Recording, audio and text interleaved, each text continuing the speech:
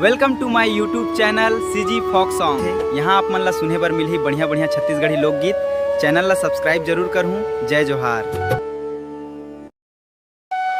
जय जोहार संगवारी हो, हरेली के पावन तिहार है आगे, सबो झन मिलके खुशी मनाबो।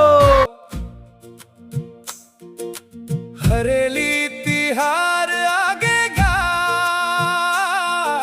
सावन के अमावस छाई है, किसान मन के खुशी लाई है। नांगर गैती पूजाए लागिस, हरेली के दिन बड़ सुहागिन लागिस।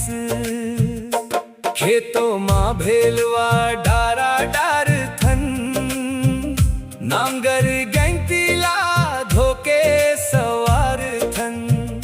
सच्चे मन ले पूजा कर थन, भगवान से अरदास कर थन। बोए हथन जत को फसल अमोल, सोना कस लहल हाय हमरे धान के ओर।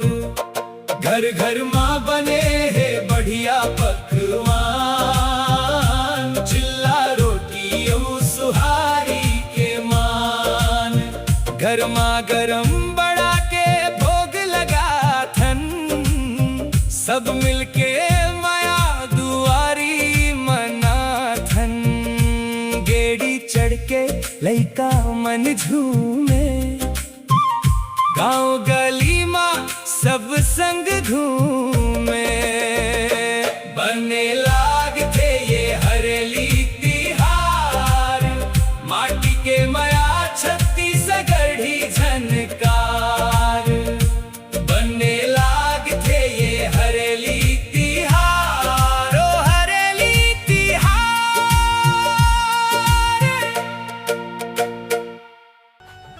अगर आपको ये वीडियो अच्छा लगा तो हमारे चैनल को सब्सक्राइब करें